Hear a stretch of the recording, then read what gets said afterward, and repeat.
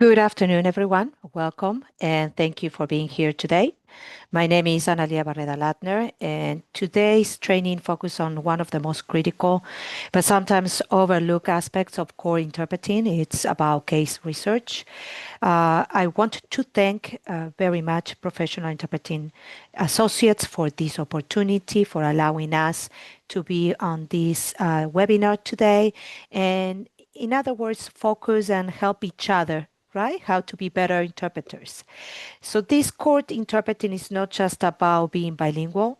It requires also preparation, ethical awareness, and professional responsibility. And through this session, I really encourage you to reflect on your own preparation habits and think about where you can strengthen your process. This presentation, it's really designed to be practical and realistic. It's based on real court assignments that interpreters faces every day.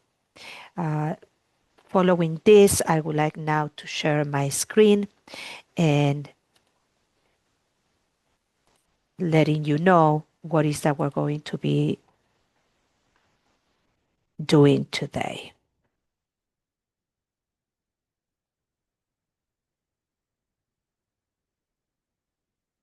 So again, thank you very much, Pat and team, for preparing us and allowing us this time today. The goal today is to focus on these 3 points: the importances of case research for interpreters, the essential research tools and platforms that we can use, and effective preparation for interpretation. The first one that I would like to focus is a little bit about the importance of case research for interpreters. The why case research matters, which is something very important and that you might be asking yourself.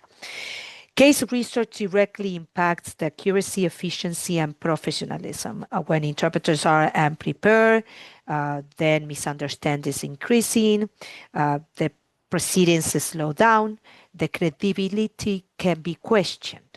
So having tools to research the case will help us to correct terminology, reduce these errors, and the efficiency during the proceedings. You could be able to create your own vocabulary and glossary if you find the search, the case research, and it will reduce to make mistakes as well. You will also be prepared and know what is the case about. But the most important message here is that we interpreters, we are officers of the court. We are not just the bilingual speakers. And again, we're not here to be more than just interpreters. We're not here to give advice to the clients. We are no attorneys. We cannot give legal advice, neither personal opinion. We are a neutral party called officers of the court. This is most for us, this research, than from anybody else. Is for you to be prepared, increase your confidence as well in the way that you present yourself. You doubt about yourself less. So what case research is, it's about identifying the case type, is understanding the procedures, learning the terminology, and preparing expected language. And that's what I want to focus. You can create, once you find what is your case, you can create your own glossary. What are the words that are going to be mentioned and spoken? What is the vocabulary that is going to be used? Also, you will know what is the type of assignment job that you have. Is this a mediation? Is this a hearing? Is this a trial? Is a trial with jury, non-jury? Preparing expected language is important when we do this research. And what is the case research is not about? Again, we're officers of the court, no legal advice. We cannot analyze the case. Oh, based on this judge, I believe that is going to be leaning more. No. Predicting outcomes, what I just mentioned before. And advocacy, you're there just only for the purpose of interpretation. You do not have to give any legal advice. The research is for language preparation only and for your own knowledge. It also helps you to help your case when you present yourself to especially a new client and you introduce yourself. That helps a lot as well, to tell the attorney that you have read the case. It brings confidence between the attorney and yourself. So there is essential research tools and platforms that we can use. This also will help you a lot with the vocabulary and the platforms that they will show you what are the proceedings.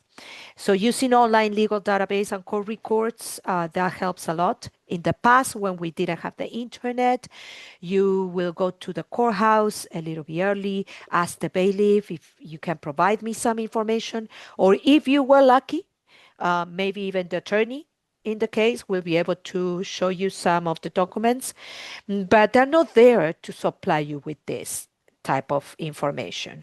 The attorney is focused on how he's going to present his case, what is the outcomes, how to prepare the client, and the bailiff is there just to make sure that all parties are present, the courtroom is presentable, everyone is behaving in the way that it has to behave. So we have to do our own little research where we can get information about the case. So you can access to case laws and statutes. That helps you a lot to understand a little bit the case. There are platforms out there like Westlaw, LexisNexis, and Pacer. They offer case law. They also give you a court opinion to inform the interpreting contents. 50% of the preparation and access to this up-to-date information helps in the research, and they have increased the proficiency as an interpreter. I particularly use different platforms. I do use Pacers, especially when it's a government or Labor Act kind of case. Those are the ones that they will have access. Most of these platforms are free, except for Pacer. You can have a free sign up, but if you would like to obtain a document, you will have to pay a fee for those documents. Documents such as the complaint, documents such as the notice of a hearing, so then you know what it is about. But mainly we use different type of platforms that are accessible online. So there is a step-by-step on how the court interpreters research cases are. So the first thing that you will be able, once you do this research, is first thing is to identify the case type. Is this a criminal? Is a family? Is a workers' compensation? Is a civil case? Is a probate case? So some of these cases are public access, like a family case, a civil case it is, a workers' compensation it is, but in the family case or the criminal cases, they are confidential. So you will be able just to find what it is the case about. Maybe you will be able to read the title of the motions and then you can have an idea. Is this a child support? Is this time sharing? If it is a criminal case, you might be also be able to see the charge that the inmate might have or not. And on a probate case, which usually tends to be a guardianship, then you will be able again to see the titles. But in civil cases of workers' compensation, and we're going to put it in practice and you will see, you will be able to find more information about those. Some of them, and I will be showing very promptly, you will be able to read even transcriptions of the depositions. The case type determines also the vocabulary. And once you find out what it is, the case type, then you can identify and says, okay, today we're going to be talking about child support. This is mainly about numbers. Today we're going to be talking about a car accident. This is about medical stuff, the injuries and treatments and the loss. If it is a worker compensation, the same. They are available documents that you can review, like I mentioned before. The possible documents that you can find are dockets, motions, petitions, orders, police reports, sometimes they are provided, or prior judgments. The interpreter's job is only to review the documents provided or publicly accessible. Again, we are officers of the courthouse. This is only for the purposes of your preparation when you have an assigned case, assigned job, and you want to know what it is about. To be what we call in the same channel, to be on the same channel. I use different type of websites. Like for example, for the Miami cases, I use the Miami-Dade Clerk.gov. I use only .gov or .org sites. You do have private sites that they will be reflecting basically the same thing that you will be able to find in these websites. So you have the Broward court cases or Palm Beach for workers' compensation. I use the WWJCC, which is the workers' compensation site. If you need to, what I do sometimes, if I have cases in Leon County or Lee County, I just type in the Google Lee County case search and it will direct you to the website and then you can do your research. So this is what it looks when you do a case in Miami. We're going to be using the Miami-Dade County courthouse sample. This is access to civil, family, and probate cases. When I do a search, you have an assigned job.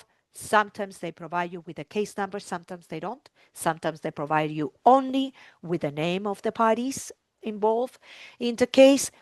If you have a very common name, Juan Gonzalez, obviously you will be seeing a lot of these cases.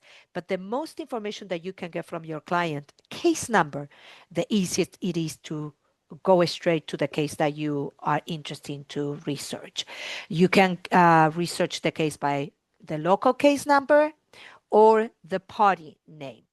And when you click on the party name, you have the two options, either individual name or business name. So let's say that we found a case.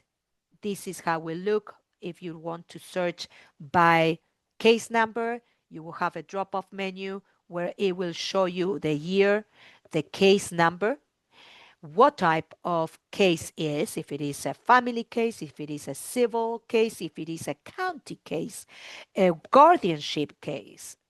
And obviously you have a case location as showing in depending on the case.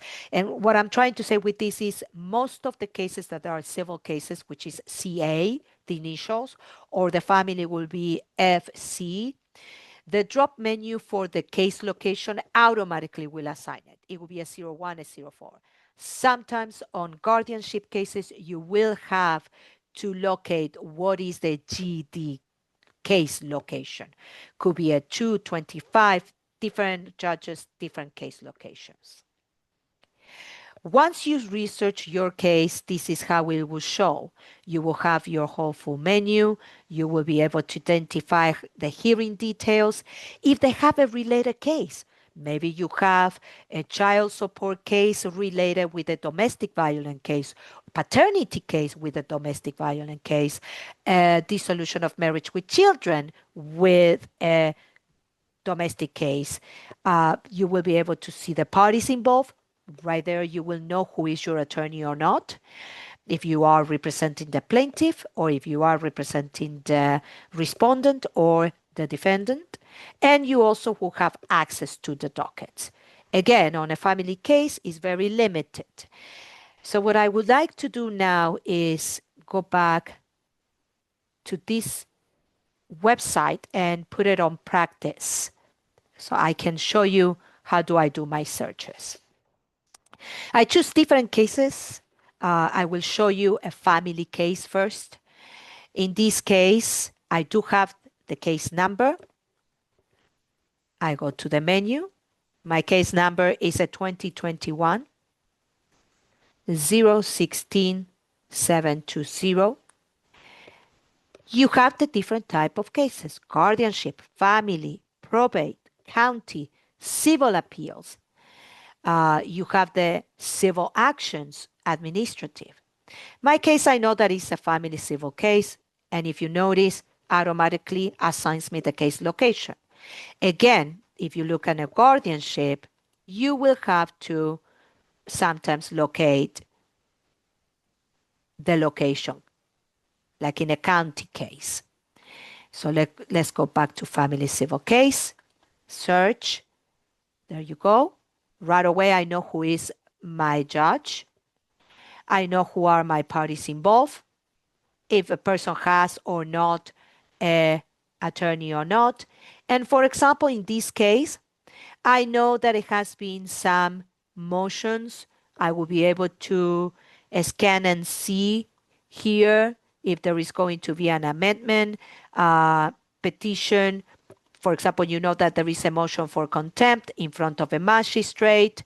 You can at least read some of the motions. This is like a case where you have a contempt and they want to reinforce the child support and the life insurance. So although you cannot read the original motion complaint, at least you know what it is that they're going to be talking in that case.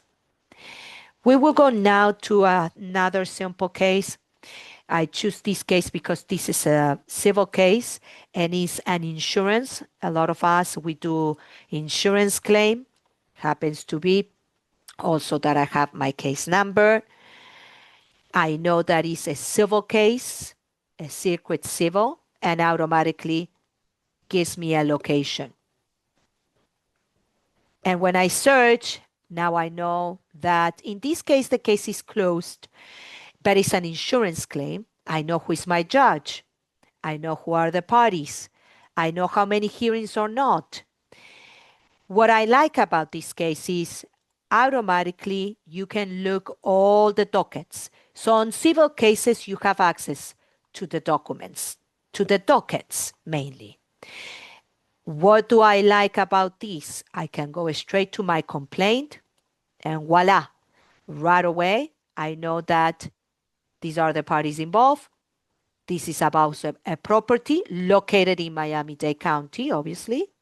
And at least I know with this that sometime on April of 2023, there was a windstorm in a property located in certain address. There you go. So right there, you can prepare your own vocabulary. I know that this is the property located on 18505. I know that it happens sometimes on April of 2023, and that they're going to be talking about windstorm. Having said that, this gives you an idea that you are going to be talking probably about roof, ceiling, leaks, stains, mitigation. You will be able sometimes to be able to see in other dockets what type of companies did they search. You know that there has been some depositions schedules. You will have the interrogatories. Also, you know when are the next hearings happening. In this case, they settled the case. But if it's an open case, then you can know a little bit more what to expect. Last, I want to show this case in particular, and the reason why I like this case is because I can show you. Well, there are two cases that I would like to show you. This one is also a civil case and assigns me the case location. In this particular case, it's about debts. Okay, so these are, I know already, is two companies fighting about some kind of a contract. What I like about this case is still open. I'm able to see even the proposed jury instructions and the verdict forms. When you have a civil case that you have a trial with jurors, this helps you a lot. Right away, you know what is that the judge will be reading. This is proposed by the attorneys. But right away, you can see the jury instructions. You can print it. You know what is that they're going to say and read to the jurors. You will be able even to read all the instructions, the oath of an interpreter, all the description of the case. All of these documents and instructions are read by the judge. So this helps you to accelerate a little bit that first day of juror instructions. It helps you a lot to save time. Also helps you with some of the verdict forms. What are they looking for? It helps you also to identify witness list. Some of them, they will have here what are the witnesses, the exhibits, amendment witness. Right away, you know that this is by the plaintiff. So plaintiff final list of witnesses will be this representative, this person. When they say CO Navarro Attorney Law, means that this is a witness called by the Attorney at Law, Navarro Attorney at Law. But it also helps you to have a little chart. Who are the persons that are going to be testifying? That also will help you to identify who will be needing interpretation. Is it the party? Is it a witness? And that helps you also to get more vocabulary. What is the person going to be testifying about? Last but not least, this case, I choose it because I found this very interesting besides reading the complaint. Also is a civil case. It is also about contracts and in-depths. But when you go to the dockets, don't look only for the complaints or the motions. No, don't try to understand what is the outcomes of the case. What is that what is the attorney's strategy? That is not about where we're doing this research. We are doing the research to create our own glossary. In this case, and I choose it because I found very interesting that I was able, through my research, to find deposition. So in some cases, the attorneys, they file the transcripts of the depositions. So this is great because right away, Mr. Plasencia is the plaintiff. This was the deposition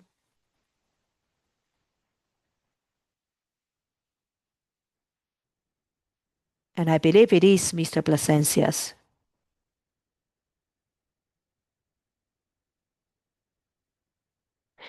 And let's see. Oh, it was Mr. Brown. I remember this. So Mr. Brown, although he's not one of the parties involved, he was an expert witness. And that helps you to understand what is that we're talking about, what is the topic. Sometimes you are able to find also the transcriptions for the depositions of the parties, which is great. Right away, there you go. So I remember that this party, Mr. Escudero, is one of the parties involved. And Mr. Escudero was the defendant side, and he was going to be called to testify. Right away, I was able to read all his deposition. So that right there, colleagues, we have what is going to happen in the trial. What is that he's going to be questioned? Yes, sometimes these transcriptions are 69 pages, but it will help you to understand not just only the vocabulary, the topic, but also the witness. What are the words that he's going to be using? What is that he's trying to say? Again, we're not here to determine the outcomes or give legal advice is to understand the case, to be prepared to do a better interpretation job. So this is more or less about what I do with when it comes to research. Same type of research, you can get them in the Broward website as well. When it comes to workers' comp, I liked also to do my research. I choose this case specifically for a reason as well. When you have a deposition, most likely for a case, a workers' compensation case, you can find a little bit of the information, what it is the accident about. But besides that, you're not just only, they don't hire you only just to do a deposition. They also sometimes hire you for the final hearing. So this is a case where right away you have your docket. It's limited, but you can find information. You can find who are the attorneys. You can find a schedule. Okay, I know that there's going to be a final hearing in June of 2026. And this tab specifically is about the petition for benefits.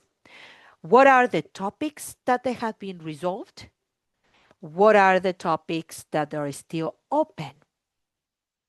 So when you go to a final hearing, then you know that they're going to be listening about these benefits, these medical authorizations, that there are these open topics. When you click here, you not just only are able to see who is the employer, who is the claimant, but also the details of the accident. And what is the position? What type of job? What type of activities he was performing when the incident occurred? Then you can scroll down and see the details. For example, this person needs authorization to see this doctor and this doctor. Those are pending open benefits. It lets you understand not just only what it is the case about, but also what are the pending topics. Obviously, this is a very, very, very old case, a 2021 case. So this person has been dealing with this case for a while. Also can kind of let you know if there's going to be any other motions that they have been granting. So if some motions that they were along the case, you will be able to understand the position that the judge is playing on this case. Again, you're not here to do outcomes or advice, legal advice, but to understand the case. And mainly, not just only you will can find out what is the petition of benefits for the deposition. So usually what happens is when a case opens, they start with what they call a petition for benefits. So in this case, this was the attorney in the case. Now we have a different attorney, if you notice. But Counselor Conin was the original. So if you notice, the details were a little bit more explained here than on the other one. The claimant foot was crushed between the forklift and the pallet, causing injury to the right foot and ankle. Right there, you can identify the body part. You know, for example, that in certain countries, part of the body, they call it in different ways. In Cuba, for example, leg, they call it foot in Spanish. Pierna, when they want to say pie. So right there, you can kind of be prepared yourself what to expect. Is a pie? Is it pierna? Is a leg? Is the foot? And obviously can give you an idea of who is the employer, where are they located, who are the attorneys, and what are they seeking. This is your first original petition. Again, in the course of the actions, things happen such as mediations, more hearings, some of the petitions for benefits during the course of the action. It could happen that the claimant needs more medical treatment, different medical treatments. Now, besides the surgery, needs some physical therapy, and along the case, they will be opening more benefits, more requests. I need now a chiropractor. I need now a neurologist. And that's why some of these petitions, if you notice, is in 2022, 2023, they have been resolved. They go, they file in the court, and they say, my claimant needs more treatment. They go to hearings, they resolve. But obviously, like in this case, there are still pending 3 new benefits. Benefits that they had been filed in July of last year, in December of last year, and the most recent in January of this year. So this is how I search my workers' compensation cases. Helps me a lot, again, to create my own vocabulary. Usually what I do is once I identify the case, like I said, I get a path, a written path, and I start looking for words through the dockets, through the documents. So if it is a motion for contempt, I read the motion and I take words that I know that they were going to be used. And that's what is effective on the preparation and the strategies for interpretation. Why the context matter? Because it's factual, legal, and it helps you with the cultural fluency. It reduces the errors, like I said before.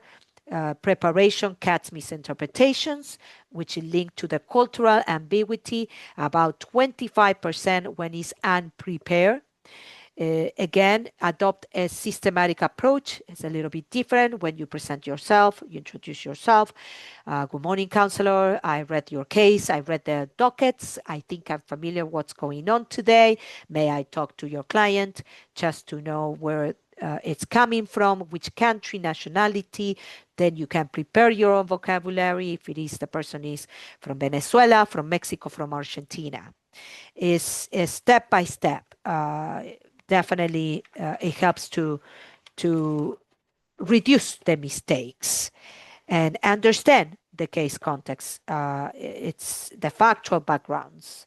It's very important. So the conclusion here is this will help us to strengthen the interpreters through the case preparation with tools. Use a field-specific database and glossaries that will improve your accuracy.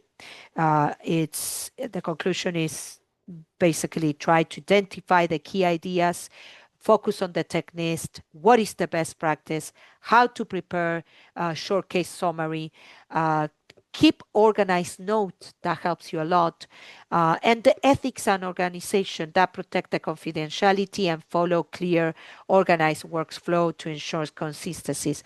The other thing that I want to remark in this webinar is you can print your documents, but remember, even if they are public access, they are confidential somehow. Try to destroy your notes. Some of your attorneys, they will ask you, may I have your notes? You can provide those notes if they understand your handwriting, but keep the best practice in a professional manner way. We are here as officers of the court to provide a service. We are their ears, their mouth, and their eyes, but with a professional ethic manner. I want once again to thank Professional Interpreting Associates, especially Pat, the team, Antonella, Jennifer, and Alex. Thank you very much for this opportunity, and I hope that this has been a very productive and interesting afternoon, morning, whatever and however you are watching. When are you watching this video? Thank you again, and have a great day.